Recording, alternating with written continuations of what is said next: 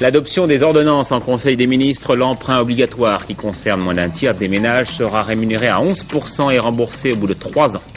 Toujours en Conseil des ministres, des mesures en faveur de la modernisation de l'industrie. Les nouvelles entreprises seront exonérées d'impôts pendant 3 ans et on va créer un livret d'épargne pour aider l'industrie.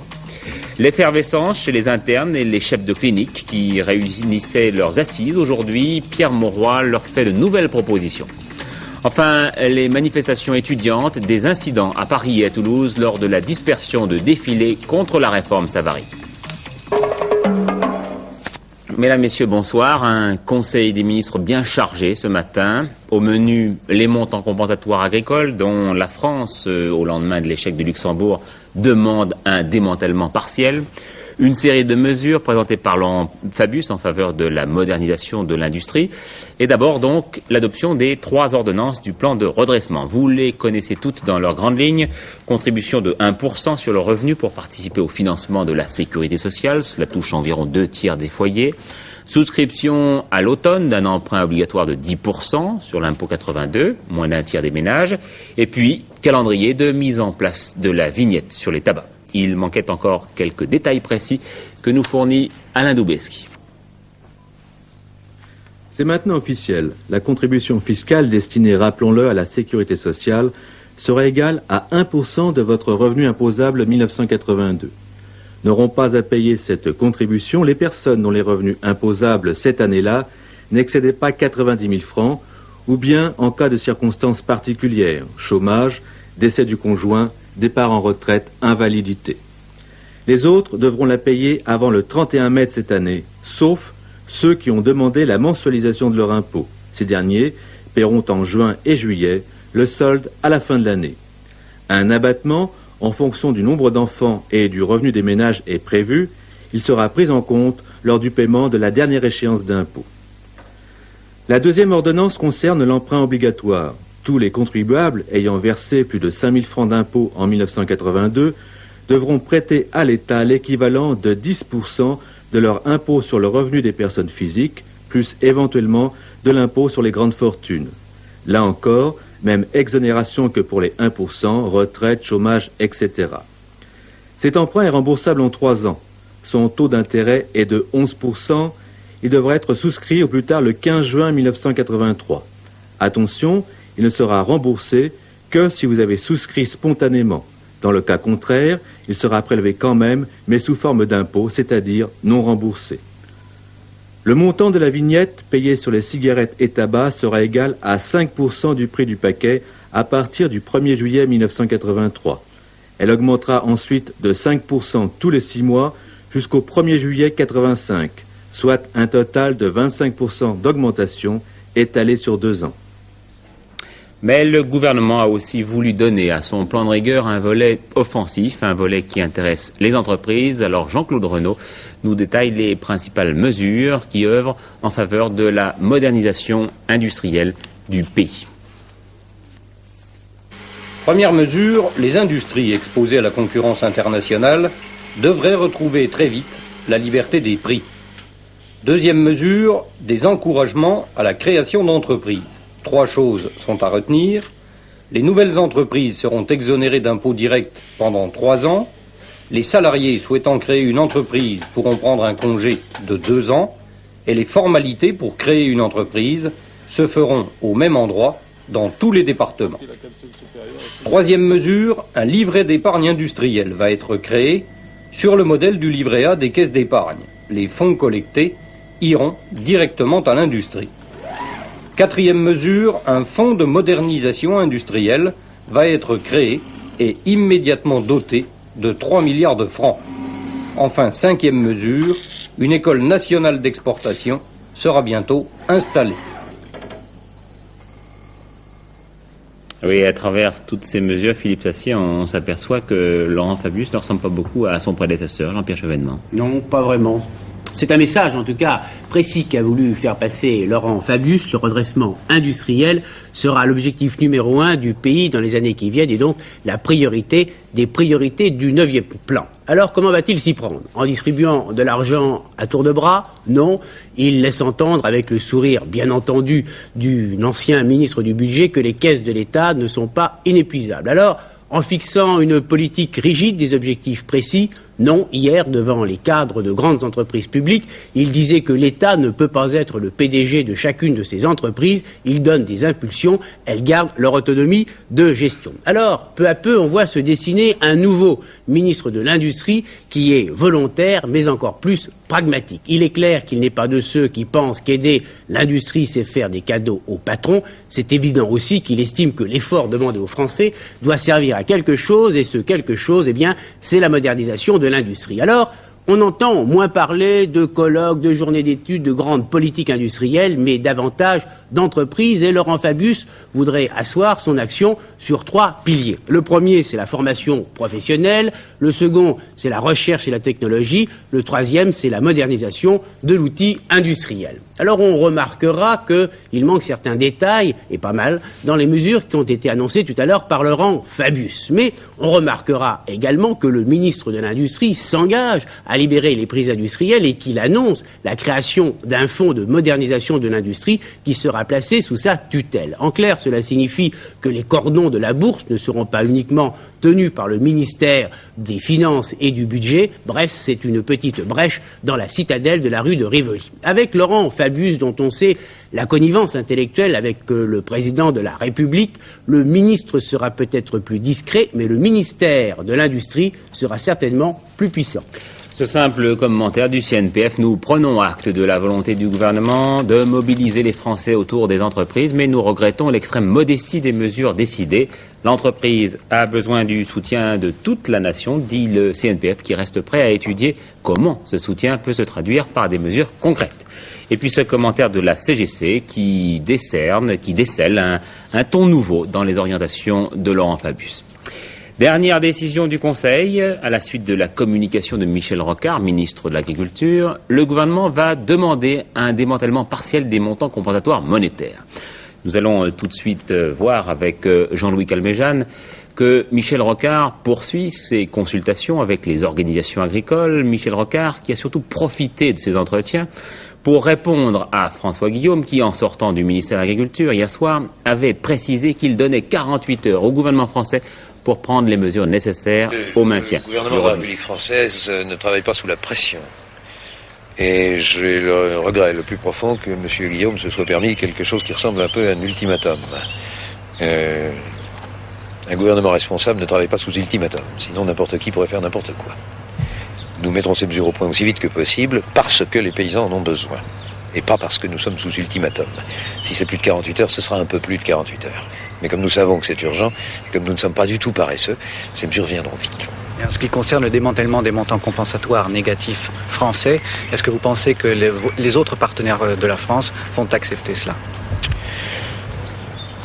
La tradition, monsieur, est que quand un pays fait ses demandes, elles sont en général acceptées, mais une autre tradition est qu'on ne présente pas de telles demandes pendant la période de négociation des prix. Il y aura donc certainement un débat européen dont je ne peux garantir l'issue. Tout ce que je peux dire, c'est que la France sera ferme dans sa demande. Voilà, pour le parti républicain, l'échec de Luxembourg, eh bien, c'est l'échec Rocard. Il y avait encore eu des incidents aujourd'hui sur tout le territoire, mais beaucoup moins nombreux, en particulier à Lannion et dans l'Hérault. Par ailleurs, ce matin, le personnel du centre des impôts de Pontivy a organisé une contre-manifestation pour protester contre les agriculteurs qui avaient commis des déprédations dans leurs bureaux. Autre problème pour le pouvoir, les inquiétudes du monde médical avec d'abord la grève des internes et des chefs de clinique. Ils tenaient aujourd'hui leurs assises nationales sous un chapiteau à Vincennes. Et en fin d'après-midi, on apprenait que le gouvernement avait fait de nouvelles propositions qui, de l'avis même de plusieurs grévistes, constituaient un pas en avant. Claude Crespo. Venus de toute la France, environ 4000 internes et chefs de clinique se sont donné rendez-vous sous ce chapiteau pour parler de leur avenir et faire le point après 38 jours de grève. Ambiance chaude mais sérieuse. Tout l'après-midi, Ils ont écouté des experts venus leur parler à la fois de la mutation de la médecine et de leur place dans le système de santé. Premier invité, follement applaudi, le professeur Miez. On eut l'impression que le vrai médiateur c'était lui, le sage, l'ancien, venu les soutenir. Nous sommes favorables à une dissociation du grade et de la fonction. S'ils en sont arrivés là, il faut vraiment qu'ils soient exaspérés. Donc il y a des choses que moi, vieillard, je ne comprends pas. Mais je viens leur apporter mon soutien avec l'espoir que très vite, ils reprendront leur métier et que les pouvoirs publics accepteront de discuter avec eux. Parce que finalement, vous croyez à l'hôpital public? Mais j'y crois tout à fait à l'hôpital public, je l'ai défendu toute ma vie.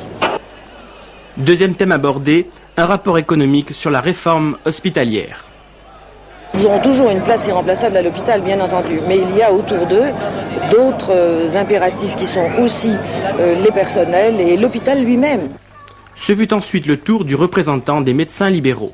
Libre choix, liberté, responsabilité, confiance, secret professionnel, ce sont des choses auxquelles vous tenez même à l'hôpital et qui sont possibles même à l'hôpital, mais qui ne seront possibles toujours et demain à l'hôpital que s'il y a un poids important de médecins libéraux qui permettent de les garantir. Puis vinrent les médiateurs. Un atout en main, un texte de Pierre Mauroy avec diverses propositions, dont notamment la reconnaissance de la spécificité des UR médicales au sein de l'université. À court terme, nous voulons faire l'analyse avec tous les organismes et les associations concernées des problèmes aigus qui se posent et essayer de dégager les grandes voies de solutions possibles. La tension semble un peu moins forte maintenant. Demain et dimanche, nouvelle réunion pour les grévistes. Ils décideront de la poursuite éventuelle de leur mouvement. Alors pour bien comprendre ce dont nous parlons et ce que sont les problèmes des médecins arrivés à un certain stade, Claude Crespo et Claude Sicard ont choisi de brosser le portrait de deux chefs de clinique et à travers eux, vous allez voir d'une certaine dévalorisation de toute la formation hospitalière. Chaque année, la corporation médicale grossit de 7000 médecins. Sur ce nombre, 240 sont d'anciens chefs de clinique. Ils ont toujours été considérés comme les meilleurs et les plus intelligents. Ils le sont encore. Il y a 10 ans, ils avaient le choix entre la gloire et la fortune. Ce n'est plus le cas à l'heure actuelle. Gérard Deleur s'est installé il y a 1 an dans cette clinique privée. Il a acheté 18 lits à 20 000 francs l'unité grâce à un prêt pour la moitié de la somme. Il travaille 60 heures par semaine avec 3 vacations à l'extérieur dans un dispensaire. Quand il a retiré la retraite, les cotisations sécurité sociale, différentes assurances et les remboursements de son prêt, il lui reste entre 10 et 14 000 francs par mois. Il ne se considère pas pour autant comme un privilégié.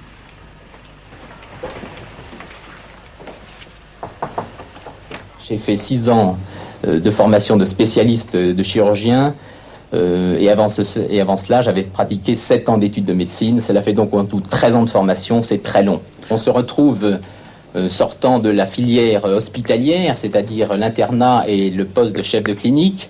On se retrouve assez âgé, puisque j'ai 32 ans, je débute maintenant, et on se retrouve en face de praticiens qui ont choisi une spécialisation beaucoup plus facile, qui se fait en 3 ans, et on se retrouve sur le marché du travail, si on peut l'appeler ainsi, au même niveau, mais avec des avantages bien moindres, puisque les autres nous ont précédés de 5-6 ans, et ont déjà une clientèle affirmée, et il n'y a aucun avantage au niveau de l'exercice professionnel et des honoraires à avoir été chef de clinique. Ça veut dire qu'il y a trop de médecins ?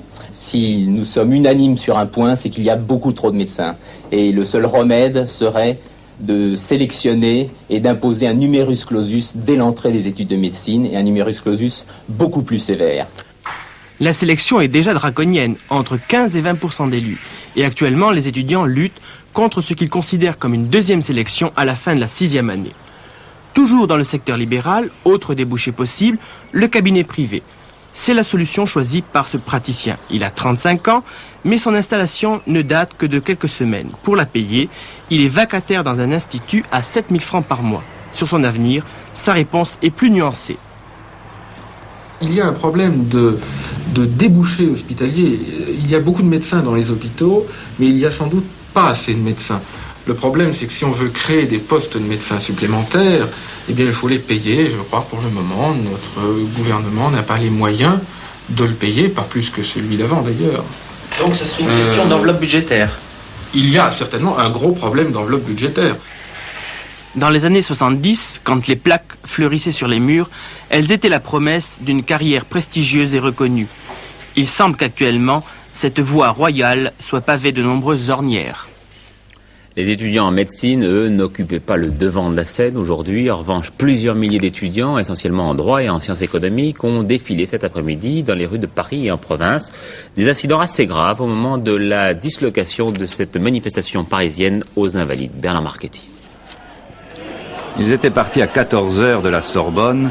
À 17 h, ils étaient tous sur l'esplanade des Invalides, lieu prévu de la dislocation. 8000 étudiants. Droit, sciences économiques, gestion, architecture, d'autres encore. Ils rejettent en bloc la réforme Savary. Le plus aimable de leur slogan est « Savary démission ». À 17 h 15, le gros des manifestants se disperse en effet, mais il reste un noyau dur, 200 environ.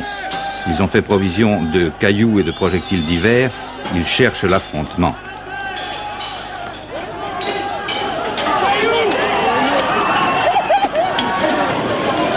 Ils lancent un slogan nouveau qui vaut la peine d'être noté. « Allez vous occuper des bougnoules à Aulnay, nous sommes des étudiants français ». Il y a moins d'une heure encore, des groupes d'étudiants étaient aux prises avec les CRS au quartier latin. Il y a eu plusieurs interpellations.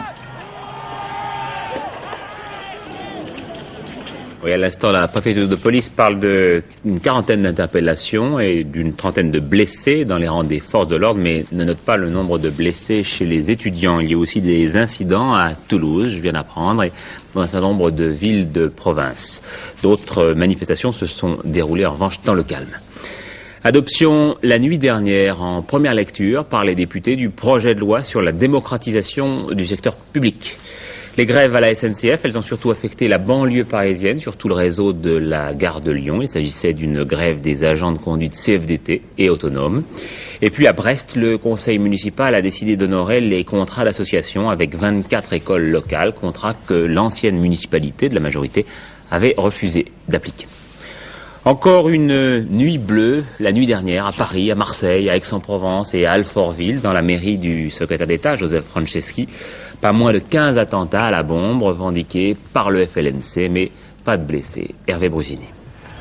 Nouvelle édition donc de ce qu'il est convenu maintenant d'appeler Nuit Bleue. Mais cette fois, la série d'explosions n'a pas eu lieu en Corse, mais bel et bien à Paris, Marseille et Aix-en-Provence.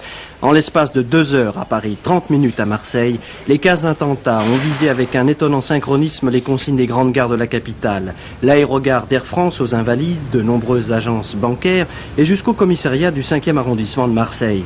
Des explosions qui n'ont heureusement fait aucune victime, mais en revanche de nombreux dégâts matériels. Pour l'heure, 7 des 8 personnes interpellées ont été relâchées.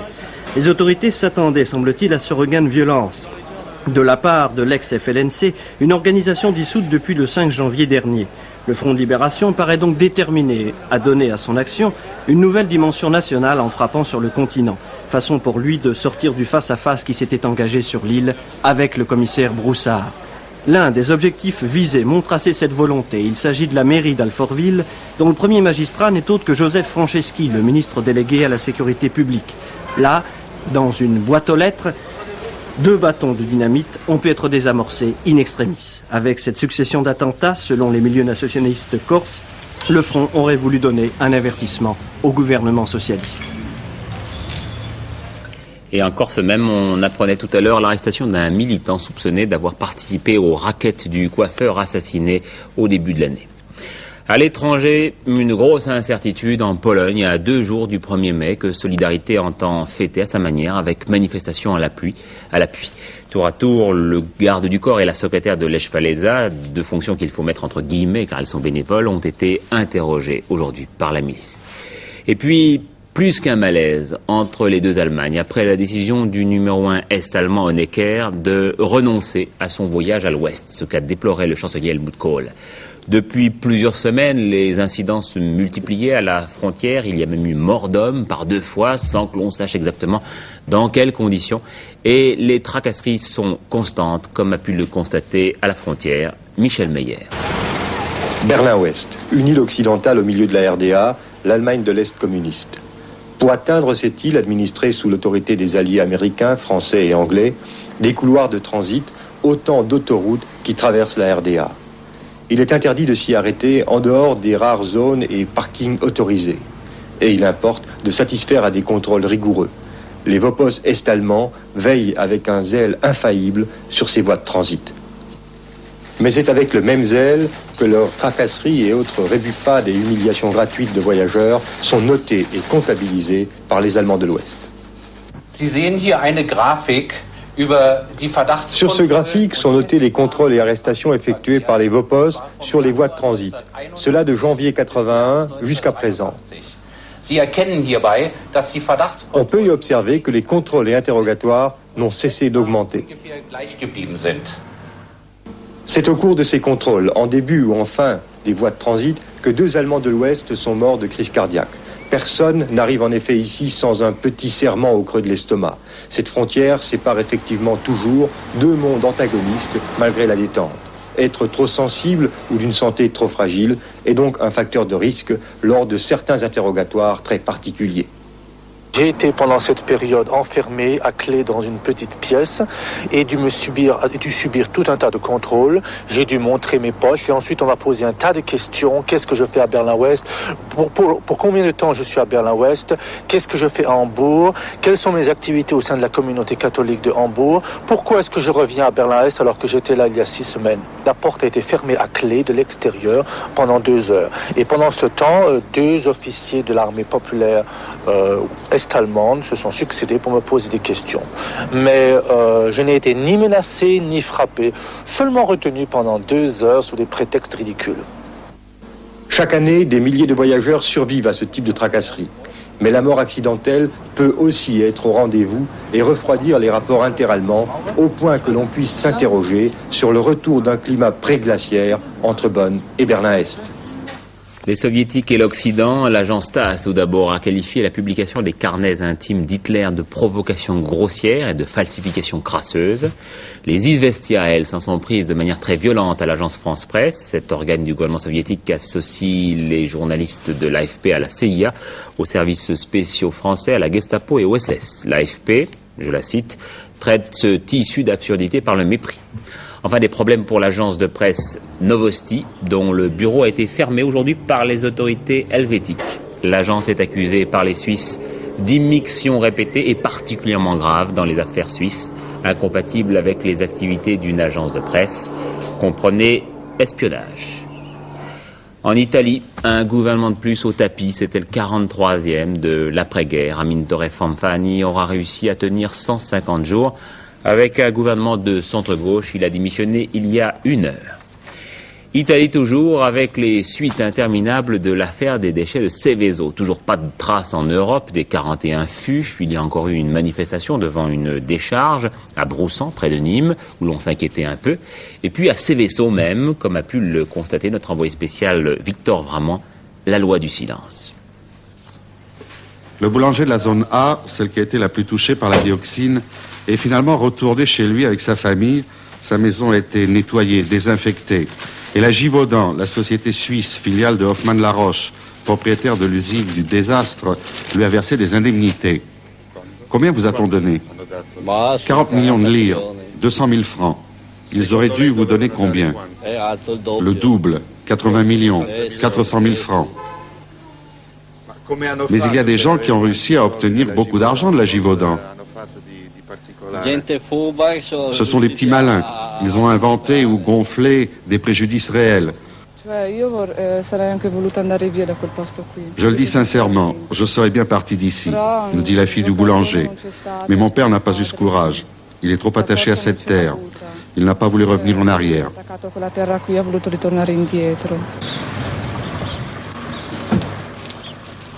Zone polluée, défense d'entrée. Les habitants de Seveso sont encore traumatisés. 7 ans après, la dioxine, ou du moins le danger de dioxine, est toujours là. Par exemple, travailler la terre, cela veut dire porter un masque spécial. Le port du masque est toujours obligatoire, 7 ans après. Il peut y avoir des trucs contaminés. Il y a un risque? Mon cher, qu'est-ce que j'en sais? Ce sont eux qui décident.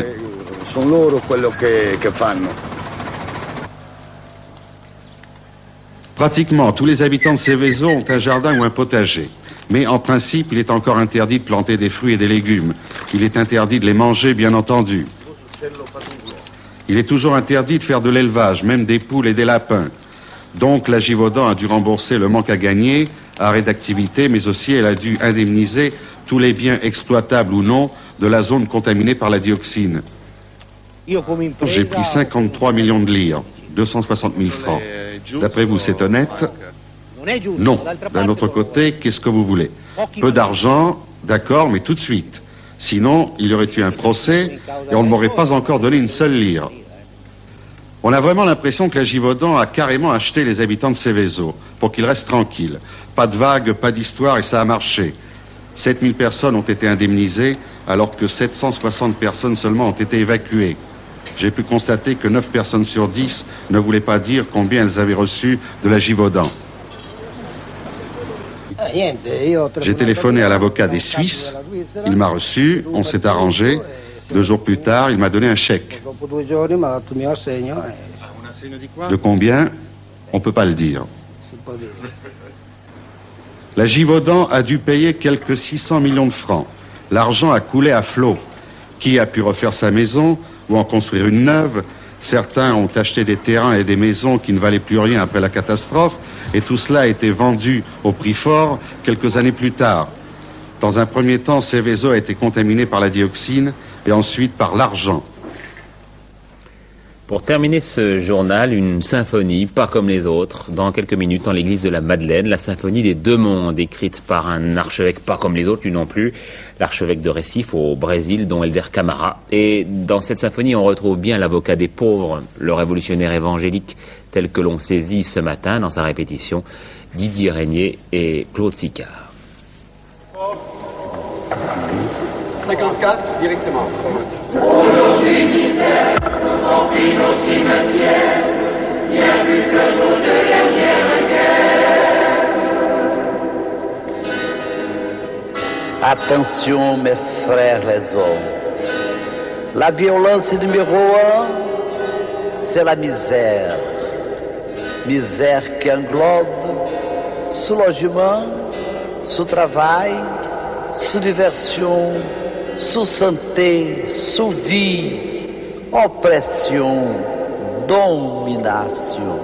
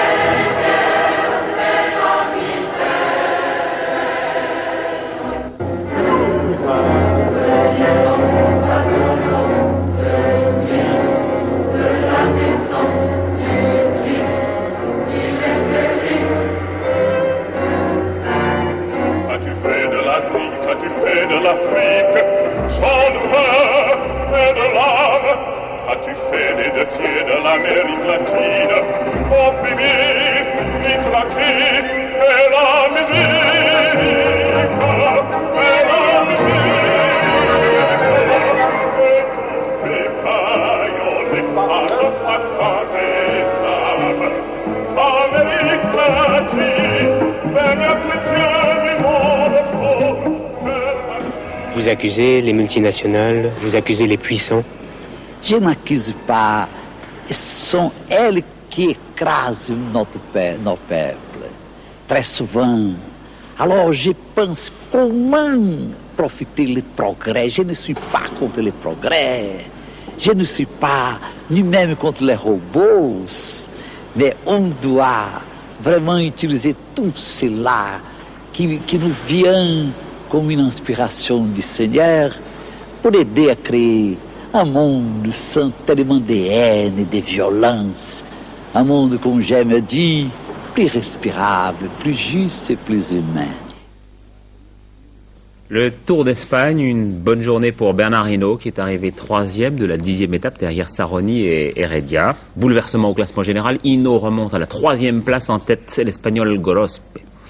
Avec Pierrette Brest, les pronostics pour le tiercé de demain à Vincennes dans le prix d'Auvergne, il faut, selon elle, choisir entre le 10, le 11, le 6, le 15, le 17, le 19, le 12 et le 2.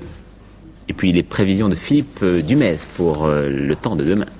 Oui, eh bien le temps va enfin changer en cette fin de semaine. En effet, les nuages ne viendront plus du sud, mais ils viendront plutôt de l'ouest. Alors, il y aura un peu moins d'averses et un peu plus de pluie. C'est tout. Vous voyez, la dépression qui était collée au sud de l'Irlande, eh bien, a commencé à se déplacer. Elle va remonter sur la France. Et bien sûr, ce n'est pas très bon signe. Pour demain, eh bien, ce sera donc un temps très variable, à peu près généralisé, avec toutefois plus de pluie dans une zone s'étalant depuis les Pyrénées, le Massif central et le centre. Et cette zone de pluie va se déplacer pour atteindre les frontières du nord et du nord-est.